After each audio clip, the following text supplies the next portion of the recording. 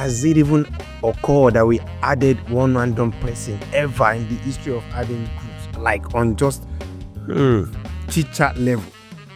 Talk less of on this magnitude of like you are responsible for like putting someone in this sort of group. It should have never happened.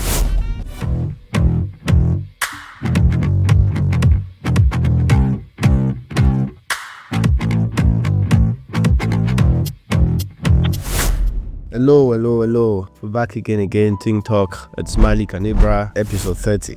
Yeah, so I would say it's one of those milestone episodes. If you look at milestones from 10, 20, 30, so this is like quite an important one somehow. Very unfortunate that we're a bit under the weather, but nevertheless, we have a lot of interesting topics to discuss, and we would like to get into it right away. Yeah. So this is one Sunday after the Ukraine-Russia negotiation started in Saudi Arabia. We did promise that we were going to come with updates, and there's a minor update. Nothing much has changed, to be honest. I think this update is coming from the 25th, which is I think Wednesday. I think this update is literally coming from Wednesday. Thursday, Friday, there wasn't much that changed, and the update is that. And I'm curious to see what you think about this, Ibra. So they're negotiating a peace deal, right? And what they have managed to reach at this point is a potential ceasefire in the Black Sea. Why is the Black Sea important, right? It's important because it's a trade route, and this war has destabilized this trade route. So in negotiating peace for the people of Ukraine, in negotiating the safety of the people of Ukraine, somehow the bit that has come up as the first thing to knock out of the water is securing trade routes. So basically, it's not finalized yet, but somehow the BBC at least reported that Ukraine, Russia, they have somewhat agreed to a ceasefire in the Black Sea for some days to allow trade to be able to take place. I don't know, for me it seems very interesting. What are your thoughts? I would probably think they are both getting tired in a way of this whole thing, because this is like a sign that it has really impacted like these two countries, right? Like economically, right? So do you know this thing that like I'm just thinking about back in Nigeria, right? When two people are fighting and someone, like a lot of people have tried to sort of separate them, and they just keep fighting, and it gets to the point where people just ignore them, and they fight to the point where they can't even throw like punches anymore.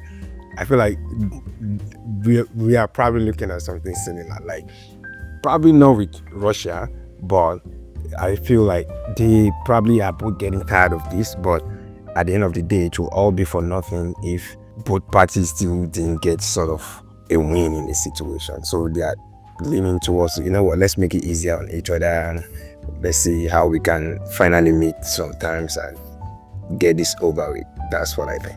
That's interesting, because I actually see it very differently. I think why it catches my attention is that somehow we've managed to put money, at the forefront of what needs to be settled first. Because, and I don't know if it's because the US is the mediator here, but somehow in the bid to broker peace, they're not going sweat and blood on how do we literally stop the war, how do we stop the fight in places that people are dying. They're going for how do we secure trade routes. Now, this trade route is not necessarily trade from Russia to somewhere else or Ukraine to somewhere else, but just for trade to be able to happen between the West and the East. This is what makes the Black Sea important for them. But with regards to what you say, I'm not sure if that's what's happening, because the stance of Russia at the moment is actually quite strong. So the US is saying, let's move back to pre-war boundaries, and let's go back to what you demanded before. Say we go to pre-war boundaries, or at least we take only a small portion of Ukraine, and so basically Russia said, we're going to take just this area of Ukraine. You have to sign another agreement that Ukraine will never be able to join the EU and NATO, and that agreement with Russia that they will restore certain things and all that stuff. But now Russia is saying, nope, that was then. Now geography has changed. We're not moving back into pre-war borders. They're demanding things that makes it seem like they don't want it to end. They're fine with where they are. At some point, they will get the whole of Ukraine or something like this. This is the kind of stance that Russia is taking. So Russia is now demanding that for even a ceasefire to happen, all trade embargoes on Russia by the West has to be lifted. Do you think this is possible? That kind of stance, what does that tell you? All trade embargo has to be lifted. They have to guarantee that Ukraine will not join NATO.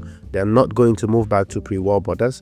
And they will immediately reinstate Russia back on the SWIFT network. Yeah, that's insane. So for me, I don't feel like that's the sign of someone that is tired of fighting. It's almost the sign of someone that feels like, look, I'm at a good position. I feel like I can win this. And if you really want to stop this war, you will have to concede a lot. But clearly, Ukraine and the Western partners, I think it's too much to concede. Now, you can argue that, well, if you're negotiating, you have to start here, and then you start giving concessions so that you at least end here and not here. You can argue that maybe this is what Russia is doing, but we never know. It could also be, we're starting here. If you delay longer, we go here. For sure, I don't think Russia doesn't have the capacity to continue like this war. I mean, if they want to, it's like, okay, we just feel like we want to, like Russia is a strong military country. So yeah, I mean, it could be that they are just trying to demand everything that they feel like they can get, but with it, asking if that's realistic, I don't think those times are actually realistic. So yeah, we'll see how it comes out, because they are not getting the embargo thing off. Yeah, it just feels like they're asking too much. It doesn't feel like they're really willing to stop this war. And that's that. So for me, when you get that kind of information, I don't know if it's the right negotiation strategy. I'll have to really think about it a little bit more to then say, okay, let's park that aside. Let's talk about something that maybe we know that you both can actually concede on. So a ceasefire on the Black Sea, so trade can continue with nations that actually need the Black Sea for trade. Yeah. And for me, it's more, I can either say, well, that's a good sign because you would like to at least record a win, right, or record some sort of progress in the negotiation. But also it could be, again, this point of what is actually the true incentive of the US in trying to mediate here.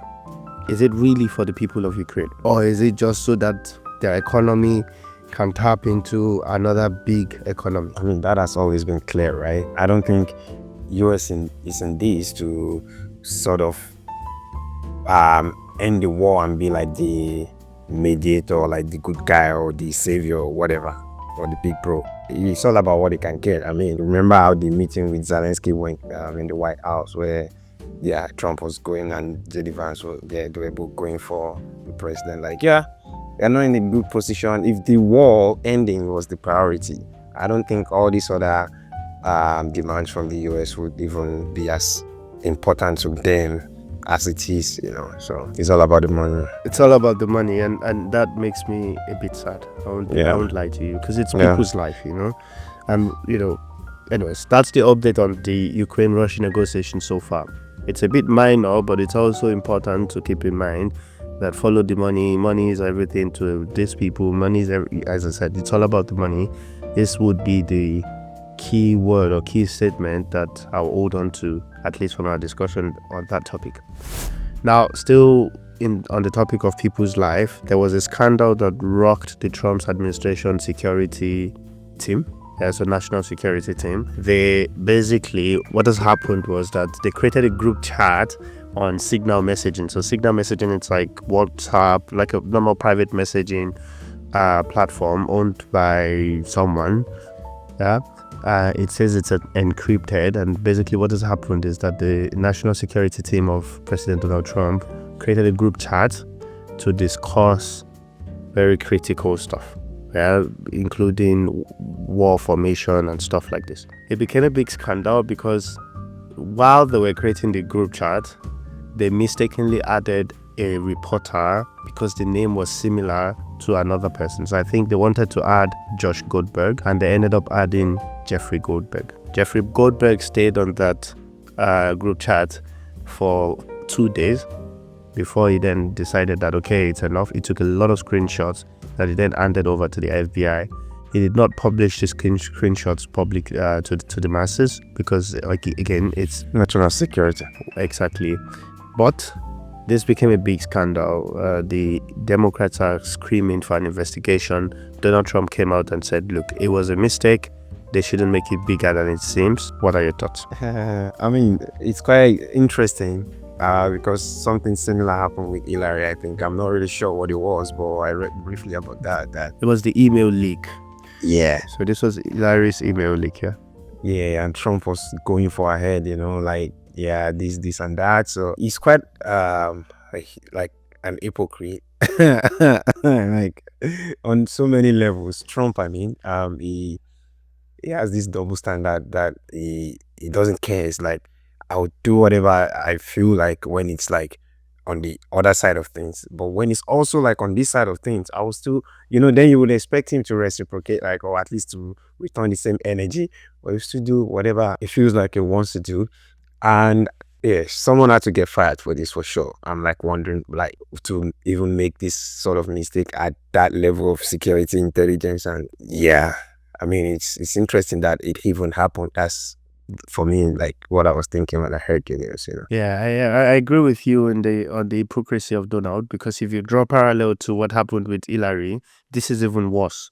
So Hillary she had some things that went through her email, like her mail, and it got leaked because it was hacked. Exactly. The problem there was that, again, it's not the most secure channel. Now, basically, the national security team went on something like WhatsApp. I mean, it's called Signal messaging, but I would just draw that similarity between WhatsApp. And you just simply create a group chat and start talking about war formation, what leaders, your cyber plan, just talking about different stuff. And you make the mistake of even adding a random person. Yeah, because you're looking for Josh Goldberg, you went for Jeffrey. Maybe the person saved the name on their phone as Jay Goldberg, and they didn't know that it's it's Jeffrey instead of Josh. Just two Jay Goldberg, and they just pick one. That's how lackadaisical they are about something so important. Yeah, if it was something else, I would have made the argument of, well, it's fine. Maybe it's the same way in any type of job where you want to maybe not over formalize certain things, but we're talking about national security here. It's people's life. If war formation leaks to an enemy, people are going to lose family members.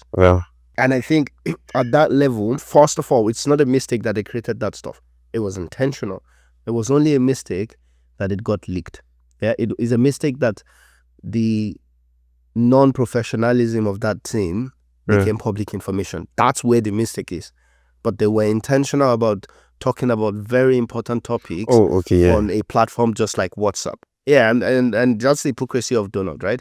So for sure, I'm not sure if firing is what needs to happen, but someone needs to at least be scolded and retrained. Bro, they're saying firing is not. I'm saying I'm not sure. I might agree, but I'm just saying. I feel like, man, for sure, someone has to, like, let me give you. We've had so many groups in uni, like with friends, like we were planning like this trip to Portugal and stuff. Has it even occurred that we added one random person ever in the history of adding groups, like on just chit chat level? Talk less of on this magnitude of, like, you are responsible for like putting someone in this sort of group. It should have never happened, bro. It's definitely a very casual, lackadaisical attitude to something so important. How did they end up there? Exactly. Like, it was a stray villain even. It wasn't even someone that was like really still maybe not that bad, maybe we might not have known. But this was just like someone who's not even in the White House, man. It was a reporter, man. It's too nonchalant for something so important, and it impacts people's life. Yeah. And this is where it gets very tricky. Just imagine this was just a friend of another nation. The probability that this person has the phone number of a potential spy on their phone is high. You're in the national security team. Yeah. And this person will just stay there and not say anything, because what's the probability that you check through the list until you know that, exactly. Josh, you're not saying anything. And you're like, I had a Josh. And then you call Josh and Josh says, I'm not on the group. And now what? Everything is leaked. Everything is out. They'll probably go for his life, man.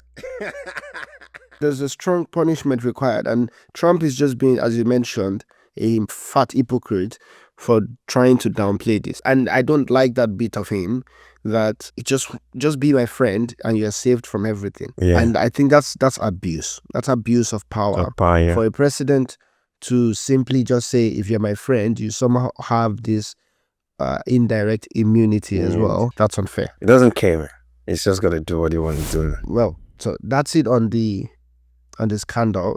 It's like a big topic. Of course, there's so much going there. A lot of people have called for retraining these people on digital in general, like a digital training for these guys, because why did you even pick signal messaging in the first place? Shouldn't there be a government line or something that you go through, like something much more encrypted than something like a private social platform? That says so much also about Meta's claim of this. So WhatsApp is this end-to-end encrypted. Like, why not WhatsApp? Why not WhatsApp? I'm very sure before after Signal, they will still choose even Telegram, because WhatsApp is like the most non-encrypted shit out there. And they keep telling us it's encrypted, you can say anything.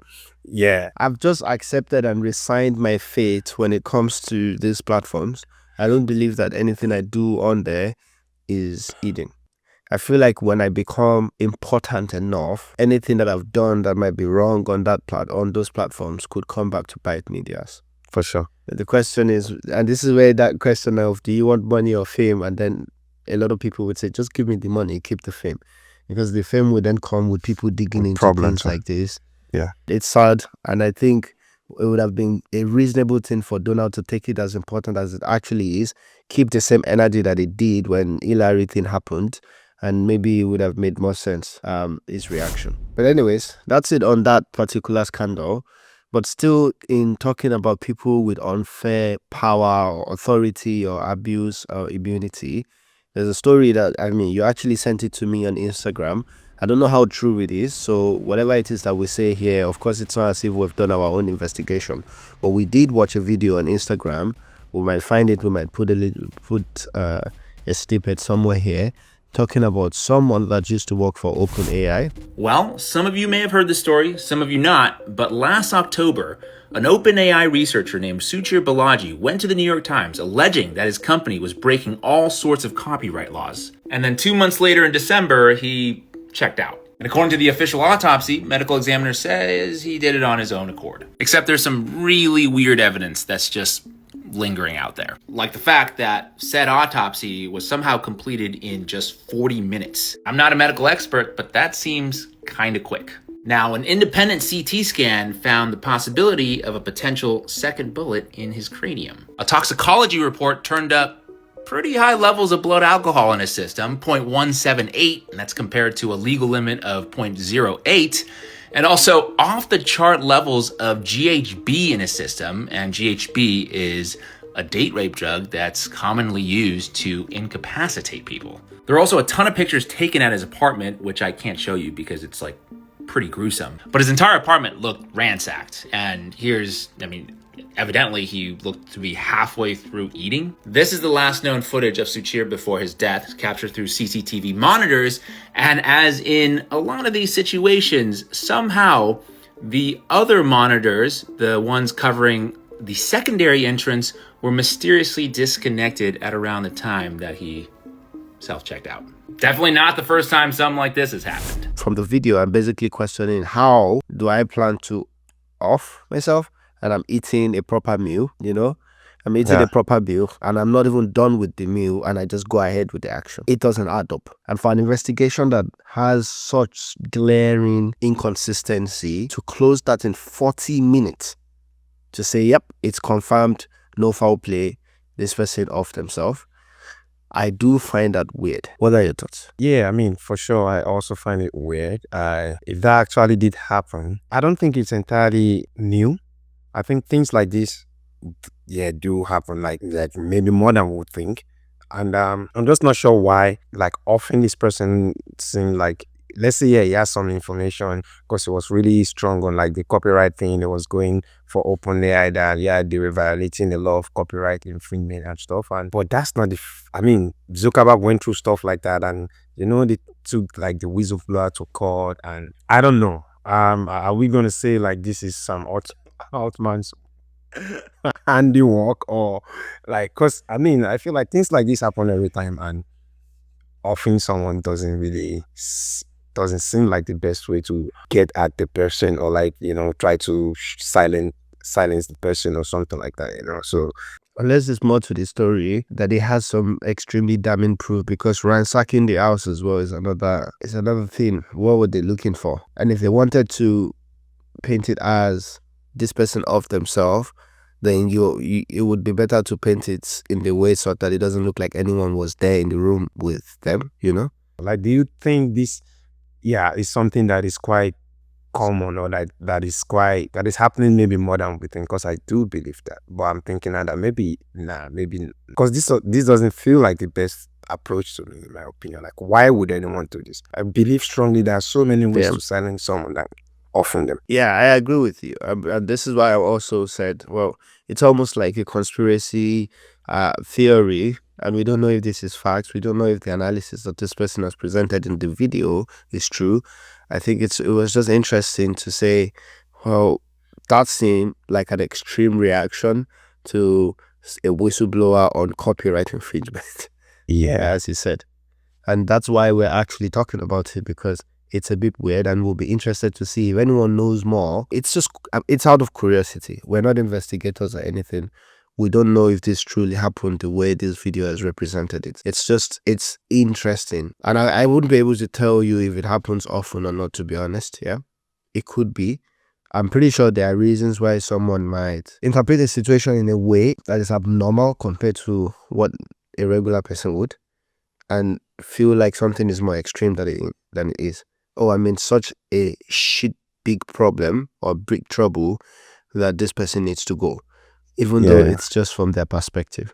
So I know that this is possible, and I just can't tell if it's that easy to actually act upon those type of worries. On this particular topic also, I feel like maybe, like, I see how maybe someone in OpenAI might also be like, you know what, this person has to go, because he's attacking, in my opinion, the fundamental, the core of OpenAI. Because I saw one Sam's interview, like, I think sometimes last month, it was they asked him about DeepSeek, and he was saying, he wish or he would be happier if the US grant them more access to like copyrighted material so they can train their models with. But right now they don't have that. But somehow they still find ways to achieve that, right? Like the new model that just came out, like the image, whatever, it's like trending everywhere. And to me, that's really insane, man, bro. The accuracy of that thing, like the way it generates like pictures and everything. And these are like other people's years of work, and I've done many. Exactly. So I find that weird, actually. Yeah, it's a huge copyright infringement, but we really don't know. I think so. I can't imagine that. OpenAI somehow manages to have an agreement with all this anime and animation character. Like, they don't. I can't imagine, because so a lot of people have done Ghibli, right? But for me, I have so many other favorite animes, and I've done so many others, and I'm like, how have they had an agreement with the author of this as well, or with the publishing company of this anime? How? That's the point they don't. Like, even when Sora came out, like the video prompting and all, it was accessing stock footage's website. They had to stop that, right? They were going to like stopvideos.com or this or that, because that's where like the pool, maybe they sort of have this API, whatever, that they pay them some, but that's them going out of business for OpenAI. So it it's like it just doesn't work for them. Thinking about this, I'm very certain that the core of OpenAI, especially the next level of this whole AI thing, it will require a lot of copyright agreement and how they can really navigate. Because if not, I feel they will have moved a lot further, like in the AI like industry, right? I see, because it's definitely a big question. It's a big question. And I also see that, for example, if you try to check latest news on OpenAI, I think OpenAI sometimes will also refer to the Wall Street Journal or something like this as well. But Wall Street Journal is behind the paywall. So I wonder what's happening when ChatGPT is doing his research on some of these news platforms that is behind the paywall. do they have access to the actual data, or they just use the headline and then find the other information from free platforms? I think they would have some agreement with them, but it's not like, it won't be like a full sophisticated like plan where, okay, Daily Mail is here, like BBC is next. I'm very certain if you get enough of Daily Mail like link, maybe you hit the wall. You get what I mean? So maybe they sort of have a way to randomize the whole link that is pulled off so that they don't sort of breach. So in that way, Daily Mail might feel like this is free traffic coming from OpenAI, and yeah, if you want more, you will still have to pay at the end of the day, you know. So yeah, that's one way to go about it. Yeah. Okay, because I found that interesting. And for me, you know, back to the topic of this person that was offed, I think the reason it was fascinating because it seemed extreme. But then if we now move to the picture of what if it's true, it's even more fascinating that someone will get away with something like that in a sane society, that investigators, police, forensics would call it off like that in 40 minutes. It's almost as if saying, we know what happened here. We have an alignment that it's X and X done. We see it in movies, but to hear that kind of story, that it probably happened like that in real life as well, it scared me. I don't know if it's true, but it scared me. Anyways, I hope everyone is keeping safe and we don't run into trouble with people that actually have the power to do something dangerous to us and not face any sort of consequence, even if it's glaring. And you know, this was the statement that I made today as well, that unfortunately we are playing in a game where when you look at power dynamics with the people that we play with, you will table all your proof that you are innocent, all your proof that you have done everything you're supposed to do. And they might look at it and still say, yes, yes, yes, but you are still the fall guy. And this is like a very, it's a very mental thing to even absorb. Anyways, the next one, so I think this is all for news related kind of conversations. Our next two topics, they are more brainstorming, sharing opinions and thoughts. What you think? And the next one, it's actually a very deep one that we've discussed over and over again many times. Okay. It's a question that I will pose to you this way. We have Black people all over the world, but we feel there are some people who go on the internet and make an argument that Africans differ a lot in characteristics and behavioral patterns from Black Americans or European Americans. And sometimes it's for good, it's for bad, right? So it's not to say that one is better than the other. I think we are just different, the way people would put it. But in trying to deduce what might be causing this difference, sometimes it's boiling down to the society that we grew up in. And the question that I would like to pose to you is, do you think there's a difference in the characteristics and behavioral pattern and mental process of a Black person that have grown in a predominantly Black country? So not community now, but country. So Africa versus a Black person that have grown up in the West, where there's a mixed society, even if they have their community and all that stuff. But in the Western society, where the positioning of the white person is even stronger, do you think there's a difference? Yeah, I believe strongly that there is a huge difference there. I mean, from experience, I've met a few people back in Germany, also now living in the US. I see for sure how it rewires something in your brain. Okay, let me give you one really cool example just popped up my head. This was even like 2 days ago. I was talking to this girl that I met on Bumble. I thought she's Zimbabwean, right? And I mean, she was pretty, she's Black and everything. And we started talking, not even like over the phone. We were just texting back and forth on the app. And I could already tell how our thought process is aligned, that she has zero Zimbabwean influence, if you get what I mean. It's like, I just know strongly that this person. Then we spoke. She has like the full Black American accent, and it's like, okay, not to say anything like wrong with that, but like you can just already tell how someone thinks or how the wiring is, how you view society. And she had this thing that for me is a huge red flag. I've experienced it like even a few times before. This strong hatred towards, I mean, you can say racism, right? So I find that quite racist. This strong hatred towards like white people. We didn't speak for so long, but she just it popped up like too many times. She was talking like she just got back, she was leaving work, and she was talking about her boss that was apparently white, and says like, yeah, she just wanted to be by herself, she just wanted to be left alone. I don't know why she kept checking on me. And from what she explained, the boss was just trying to be nice, right? It's like, oh, is everything going fine? Is everything so it's not even, doesn't feel like it's this person. I don't know the full story, but at least when someone is kind to you and nice to you, you accept that and appreciate that, right? So yeah, I just thought I would say that, like, because this was like the recent one. But even aside this, I've met people, especially mixed people that are like of African and maybe West, like maybe German, Nigerian, or Ghanaian, American or something. They always have this identity crisis that I feel like is so strong, and they don't really know how to solve it. They are not fully accepted in their, like, if like Nigeria, for example, because you are too white or you are too, you don't look like us. Over here, you still don't look like them. So crazy part is even Black Americans will now still, even for like the mixed ones, like still feel like you are not even still looking like us. So it does a lot to someone, the way you view life, the way you see competition. If someone in Nigeria, for example, I mean, we've talked about this several times, right? Like several times, where yeah, we do have corrupt politicians and everything, but there is no race factor in it, in terms of like, it doesn't look like me. We know it's someone that looks like me, that is doing this to me. So we sort of want to know how to play the game so that I can also win.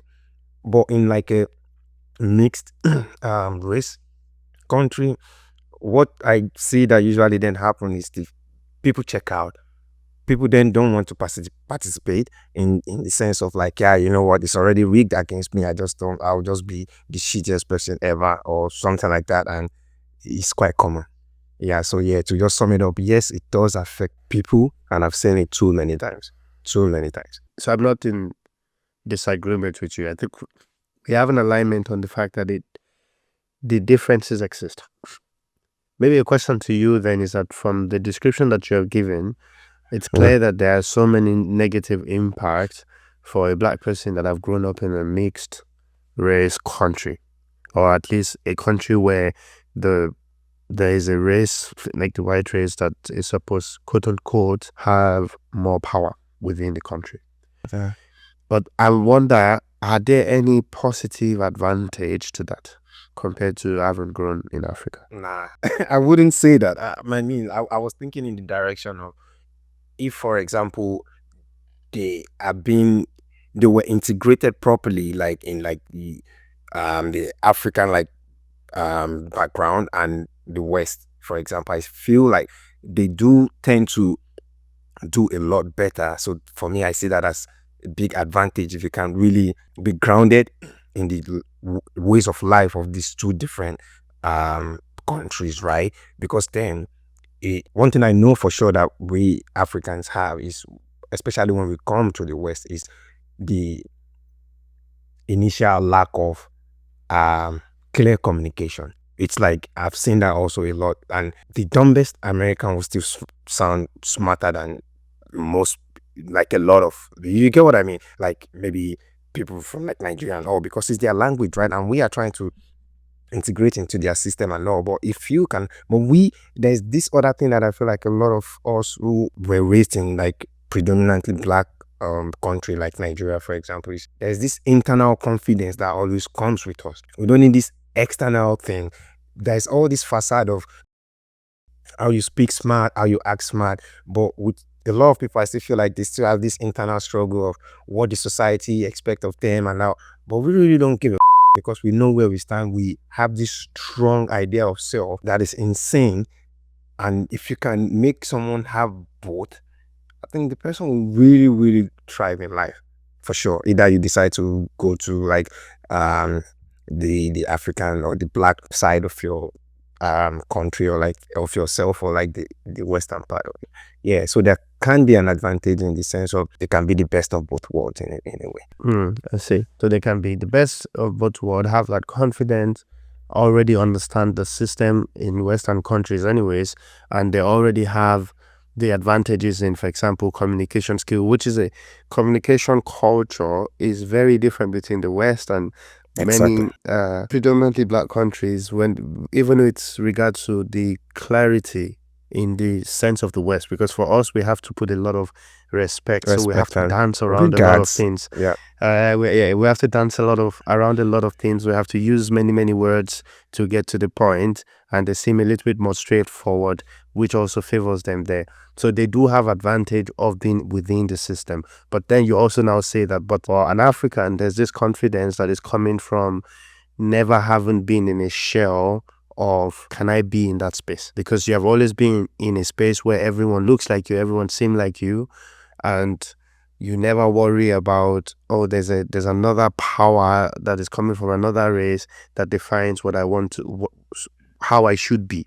Yeah. And I think if I would explain that from my understanding, I think this is also, we've had this conversation before, it's what speaks to, if a black person that has never been to Africa, like a black person growing up in a predominantly, in a mixed country, being well spoken, dressing in a particular type of way is seen as, that's you being bougie, white like, right? Which is just you being a decent human being, if that's Yeah. what you choose to be, if that's how you choose to talk, if that's how you choose to dress, if that's those are the places you choose to like to go to, that's you just being nice as well. For an African, this is something that you do back at home as well, and you do not label it as trying to be white. Yeah.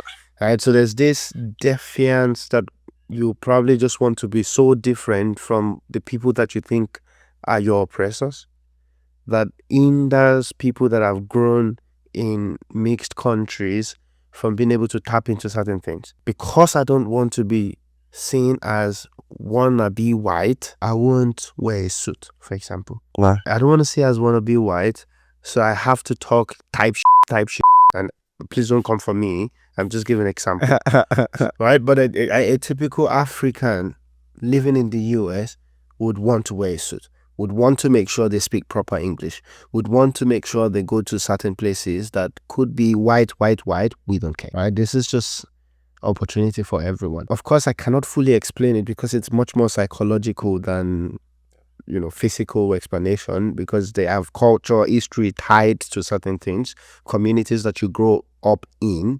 within those predominantly. I've been to Denmark, for example, and they have this area that is considered like ghetto type, or it's houses that the government built towards the outskirts of Copenhagen, and it's just immigrants. They just packed immigrants there.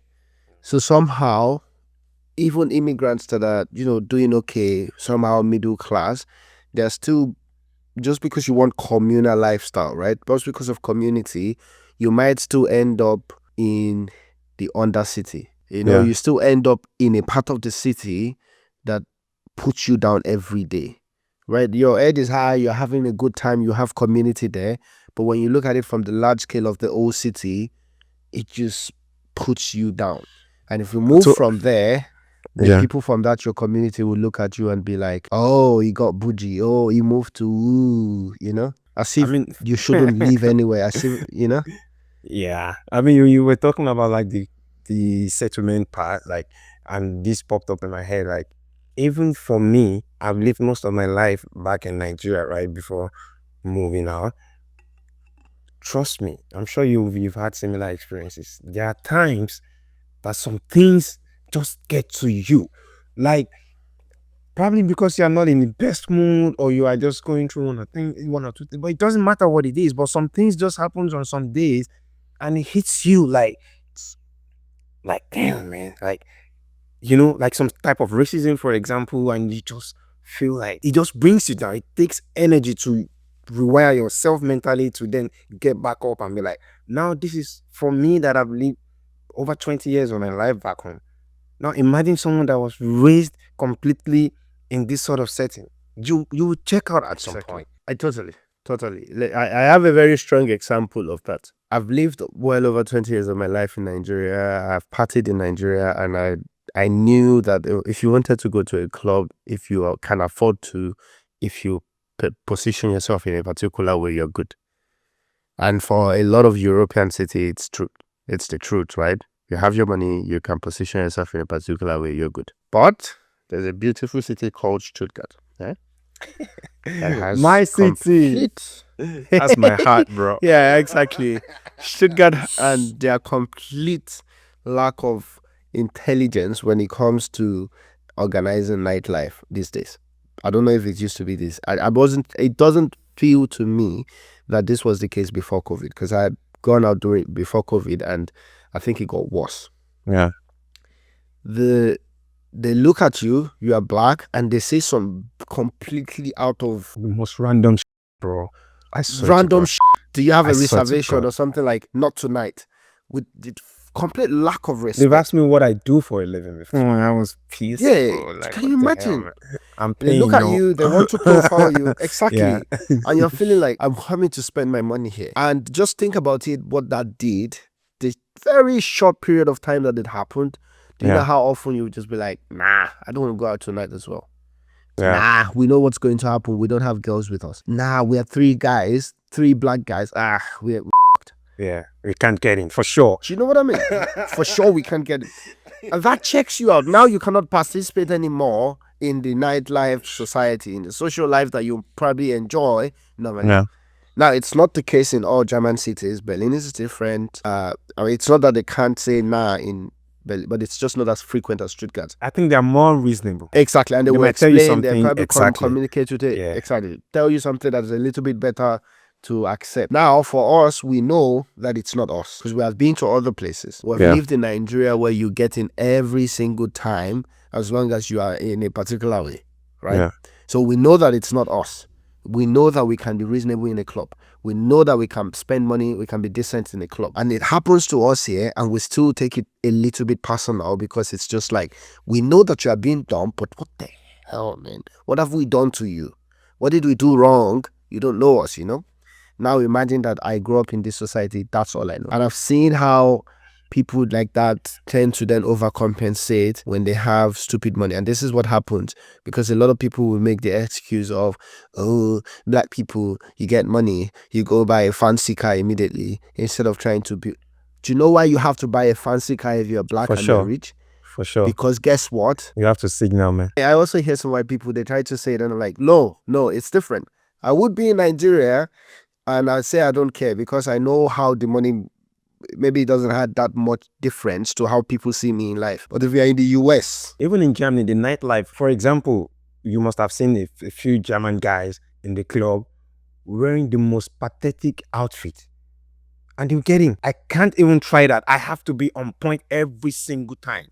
you have to be on point every single time. You probably want to get a table every single time, so Yeah. that you at least start getting a little bit of respect in society. Exactly. And this it's sad. happens, like for us, we know otherwise. We know that it's not us. But if you grow up in a society like that, at some point when you can access that, you want to do it to the extreme. You really want to signal, like, I know that this is the only way I got ahead. This is the only way I got recognized Yeah. somehow. This is Yeah. the only way I got a bit of respect. And it, in that sense alone, it already impacts how far you can grow in the reasonable sense, because you have to spend so much money signaling to be able to participate in the part of society that probably gets you to move forward as well. Money that the white person doesn't have to spend. And there's something, especially in the US, that I feel like would definitely get you.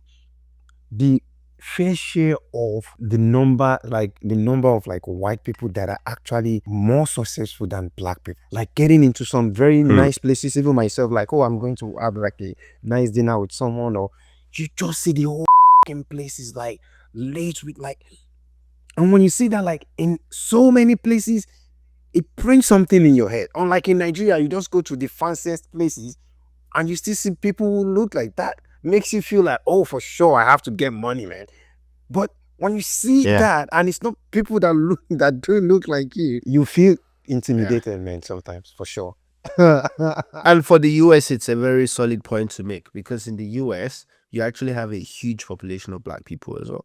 Yeah. In Germany, I will make the argument that, well, because we don't have a huge population of black people, when it happens, I don't think too much about it. Exactly. In fact, it happens most of the time. Yeah. Like most of the places that I would walk into, maybe I'm the only black person, maybe there's another black person. This is usually what happens. The Yeah. moment there's another black person, we don't need to know each other.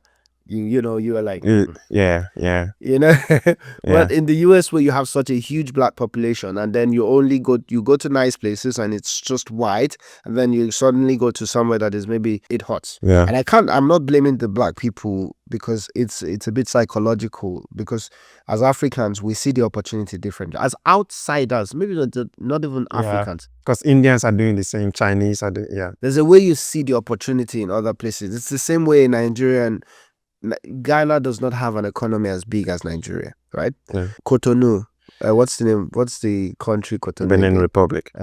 Benin Republic. They don't have an economy that is a quarter of Lagos economy. But the Nigerian goes to Benin Republic, the way they cite opportunity in Benin Republic, the way they cite opportunities to Yeah. make money, it's different. Suddenly, you are in Sierra Leone as a Nigerian, you can turn into a big merchant because you just see it differently. Yeah. I think leaving your comfort zone as an outsider, and this is another benefit that we as Africans have when we move to these Western countries. We have the background of we have home. Now you are leaving home. You're leaving your comfort zone. So you want to smash it. You want to get to making sure that you make as much as you can, or you succeed as much as you can. We are not fully attached. Exactly. As someone born in exactly. one neighborhood, you might not want to leave, but you already left. So I mean, I've moved this past 5 years, maybe more than 10 times, because I feel like I have to go to where the opportunity is, right? Exactly. And you keep pushing. You don't have this attachment. You have another final home in your mind. Yeah. Right? And you have this freedom. And I think that's another unfortunate thing for the people that have been psychologically beaten down, but they have nowhere to go. And this is what happens, for example, when a Black American or a Black European goes to Africa, they feel different. And it always, at first, when I used to watch videos of a Black American goes to Ghana or Nigeria, and they're like, I feel like a king, really. Because, this Black king, Black queen thing, we don't do it as Africans, right? We just feel like, look, we are what we are. We don't need to call ourselves kings or queens. We are just what we are. But then they go and they suddenly are now in a country, though everyone just regards them as a human being, maybe even a bit more because they're coming from abroad. They probably have more money to spend. And everyone just worships them and they feel like, is this real? Do you know, when I used to see videos of that before, I never thought it's a true reaction until I lived outside Nigeria for such a long time and recognizing those nuances. And I'm like, even for me now, going back to Nigeria and just having this 1 week or 2 weeks of Lord, I'm here. We are all just Black Same people. Just whoa. Yeah. Whoa. I mean, I've always felt the reactions were real. I would say even till now, I still don't fully understand it because I don't fully know what it means, It's like, well, you can just see in their reaction, it means a lot to them. And it means a lot. Yeah. And I'm like, wow, well, good for you, man. Yeah. Good for them. And I think maybe that might actually be the answer. And I'll tell you why I think the answer is probably leaving your comfort zone if you find yourself in that situation. And this is not anything negative about white people. Of course, when they have opportunities, they have to take the opportunities they have as well. They have to keep pushing in life. Apart from the ones that are like really racist and putting people down, those ones, I say f you to them. But if you're a good person, kind person, it doesn't matter what your skin color is. Just be good. And even if there are unintended interactions, just simply because of history or some psychological differences, I can't blame anyone for this. But when you see Americans, whether they are with the military or they just decide to go school in Europe, it's different. Whether it's Black or white. Like, Black and white Americans are so similar when they're outside America. I don't know if when they're outside the US, when you see a Black American and a white American, you're just like, the same people. Yeah. Like, it's just the same. I mean, I said on the podcast that was one of the biggest shock for me when I moved here, because that was what I've always seen. Like, when I see like an American in Stuttgart, like in a party or something, it's like, okay, they're all the same. I see the energy and everything. But man, it's different in here, bro. It's like day and night, bro. It's crazy. You think it's all this togetherness, and at least in India, no, I haven't been to every state, right? So at least in India, man, it's wild, man, bro. You can feel this energy of, I don't want to say segregate, like this separation thing, like they don't want to really, bro, like this whole idea of, it's an American thing, it's not anywhere in the world like this. support black businesses, and because it's a thing, because you sort of need to in a way, because most white people won't do that for you. So what's the if you have like a restaurant as a black person, and usually I mean, I did that for a while, right? Like you can also you just see predominantly black people, so like in black owned restaurants, and for a white restaurant, or like for like the other big franchises and all, it's mostly controlled by white people. And so those sort of Does it have anything to do with what has been served? I mean, you go to Indian restaurant and you still see white people there, no? Like it's not really about that, right? True. So it's like this That's actually a good shot. segregation thing that is just there, man, bro. It's mental. But that's very interesting, yeah. And maybe that's the solution. That when you find yourself in countries, in a situation where you might be psychologically down like that, maybe moving out of your comfort zone might make you happier, might make you a different person, might actually allow you to fulfill your potential. I'm a firm believer that racism is not actually racism, it's classism, bro. Black people experience racism more because black people are mostly broke, brother. In this world and the economy that we live in, the moment black people start getting the bag, bro, not just some few celebrities here and there. I mean, like when you know for sure that black people are not broke people, when it's like in your brain, you would act differently. You would, no matter how you, because I would get into some spaces and the whole dynamic of things will just shift. If you get what I mean, just by the sheer fact that we have the purchasing power. And that's why it's like this the way it is, I think that statement of it's all about the money has a strong effect. I do believe that racism exists. But is it as predominant in today's world as it is? I think a lot of the things that we lump into racism is just classism from a white person. But it can also happen from a black person. It can happen from any other race as well. But it's more, there's racism, but it's like, let's say this is what we define. This is how big we think racism is in the world today. In actual reality, the hatred of, I just hate you because you are black, not because you are broke, not because I think you don't have money and other stuff. The prejudice is more, the prejudice of your skin color, it's probably just this way, and the rest like this is, it's just, look, I'm classist, right? But we can also make the argument that is it easy to actually separate both? It's not. Exactly. The prejudice that defines the class is they just look at you, you're black, I don't even want to know if you have money or not. Yeah. Like, it's like, I just assume you don't have money because you're black. Exactly. So it's probably still racism. It's a very complicated, exactly. It is still, because something has to sort of be, like the prejudice, like you said, like, but that's why it's not just some few black people. It has to be known. Whether we like it or not, we have some conclusions and some facts in our head, like this is fact. That is fact. Biases. Yeah. Exactly. I mean, you can call it biases, right? But if they are true, they call it unconscious bias as well. They actually call it unconscious bias, but it can't be true. Any sort of generalization based on unconscious bias can't be true. That's why I didn't use the word bias, right? Like, bro, they are facts, man, and they can also still be a part of racism. Yeah, I mean, some particular sort of group tend to do some sort of thing. From your experience, you make decisions, you make conclusions, and that's true for you. But it's not fact, like, just because it's about a race, but because something else happened before the race, then it made it about the race. Like the whole money thing. Yeah, I see what you're saying. Also. That this unconscious biases or these prejudices, they're not coming from thin air. Not all of them is coming from thin air. Yeah, I would say the one of white people are superior to black people, that's from thin air. There's absolutely nothing to prove this because everyone has played their part in the human race. You can argue that the civilization that we have today is white, but there are civilizations in the past that contributed to the civilization today that was led by black people. Yeah, for sure. Or Chinese people. So everyone had their time. Everyone played their part. But, maybe another prejudice of, he has his trousers down, sagging or something. Or he speaks a particular type of way. Wow.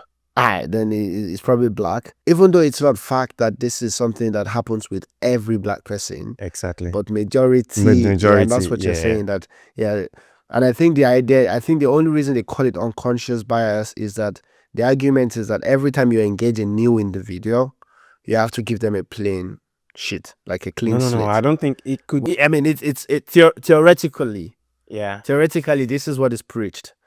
But whether this can be applied 100% of the time in the right way, that everyone has a clean slate, it's not true. Right? In reality, I this agree is not with true. you, This but cannot that's happen. not entirely my point.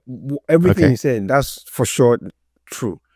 But now I'm adding another layer to this, right? So let me ask you, do you think there is any sort of difference between white and black people on any level? Absolutely. Because those are the things that because I believe for sure that a few things here and there that we can really, like, for example, the way you laugh.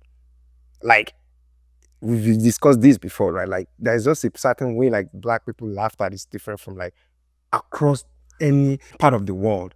But I think those things happened, let me put it, it's not genetic, it's phenotypic. Those things happen because as a black person, you grew up around other black people and then you picked something like that. If you would put 10 white people growing up, it's like those boys that we see on TikTok now because they grew up in Nigeria and they just sound like you, they just laugh like you, and you see that it's not the genes within them, it's the community. I'm with you that you cannot fully separate and say, let's just focus on skin color and genes. What makes you black is everything. Right? It's the community and how you represent that community as well. Because even for black people, they will find it weird if you have like the black skin color, but because you've grown up in a predominantly white community, you only have white friends and all that stuff, and you laugh like a white person, you talk like a white person. There's no way you can fake it and try to suddenly start laughing like a black person. That's one of the most important points or like issues that people who predominantly live in the mixed community come across. Like this lady now, she's blowing up on Instagram, well articulated, like she speaks very well, like they are calling her Kevin Samuels of like age now. I mean, she brings all this fact, right? She's Black American. And that's one of the things that I've also noticed, like is the rebellious act towards something decent that to some people, usually Black Americans, that feels to them like it's white. Oh, you're getting a degree, you're white. Oh, you got this very nice job, you're white. Oh, you didn't put like some shiny thing on your car, like you have a decent dust, you know? Oh, it's white now. You talk in a certain ways, you're not using all these words like derogatory words or like all these swear words. Oh, it's white now, he's talking white. Do you know why that surprises me? Why? Because there's a huge community of white people in the US that don't have any of those things that we call decent now. For sure. And why are the black people not seeing that? There are white people that are just also getting by. There are white people that have never been to a school. There are white people that don't speak like the other ones that they define as the white. And there are black people that are, doing really well as well and stuff. Why don't they see that and stop attributing those things to a race and just say, this is what we do in the modern society that we live in? I wonder. From an outside point of view, I think it's easier to see rather than if you are in those, because you are mostly even more emotional than normal. Bro, this conversation, like I've had it with a few women, it ends there. This is a huge deal breaker, like for a Black American lady. Like, oh, I'm just curious, like why did this happen? Or like genuinely honest and just trying to understand the situation. No sort of judgment or it triggers some things and they go into this defensive mode and it just doesn't really end well. So it's like when you are in it, you are much more emotional and less rational than if you are not participating, so to speak. You can analyze better. And it's true for human beings, right? Like you can ask the best advice about your relationship usually, but people don't tend to do that. From someone close to you, and that same advice you gave someone, you are in it tomorrow and you feel confused as and you just told your friend like, yo, you get what I mean? You just gave this advice, but this is not you. Your head just becomes clumsy all of a sudden. Too much emotions clogging that analytical and decision making process, right? Yeah. If I would take anything from the conversation and throw it out as an advice, I wouldn't even say try to think differently. Just move out. Move to Europe. You don't have to move to Africa. You don't have to move to China. Go there now. You're an immigrant. You're trying to fix something. Move to the UK. I feel like it would change stuff. People are going to come for us for this. But I want to hear in the comment section. and all. I'm really curious. I want to hear in the comment section what people think, if they agree, if they disagree. Tell us what we are missing. Tell us what maybe, we should have included, and many more like that. Episode 30 is done, and we have a lot of shocking stuff that we've discussed. Let's see what this milestone brings. So it is Africans talking about the US. Yeah, exactly. Don't forget to like, subscribe, and comment. We're on every platform: TikTok, Spotify, Instagram, Facebook, YouTube, of course. Every platform that you can think of, on Thread as well. Don't forget, like, subscribe, follow, do everything that you can do so that we can continue to have this conversation. Cheers. Peace.